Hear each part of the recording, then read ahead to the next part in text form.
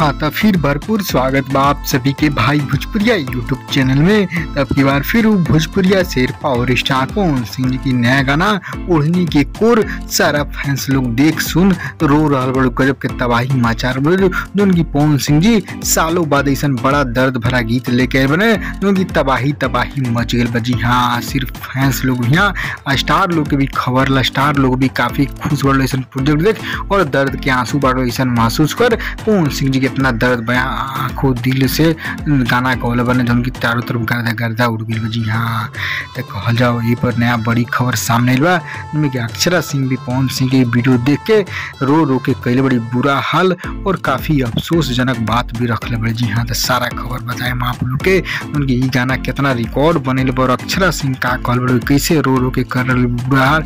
बस थोड़ा वीडियो लंबा video clip अंत तक देखी।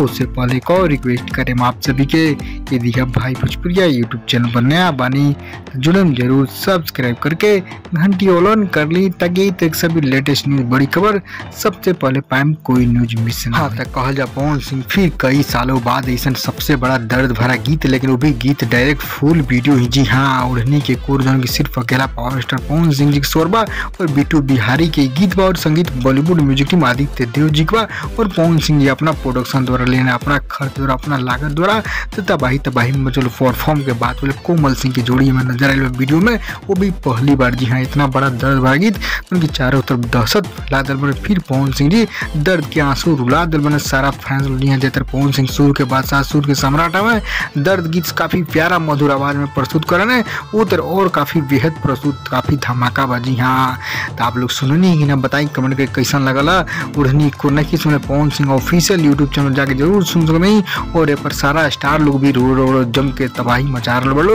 और दर्शक लोग के साथ स्टार लोग भी खूब पसंद आ रही। जी हाँ अक्षरा खेसारी और नहीं हो सभी लोग के खूब पसंद आ रहा गाना। यही से गाना जबरदस्त रिकॉर्ड भी बना रहा व्यू के मामले में मात्र 1 घंटा में 1.5 से 2 लाख व्यूज भी पार कर गया। बहुत मिलियन के भी पोस्टर आ रहा। जी हाँ 5-6 घंटा मिलियन भी व्यूज क्रॉस कर चुकल हुई।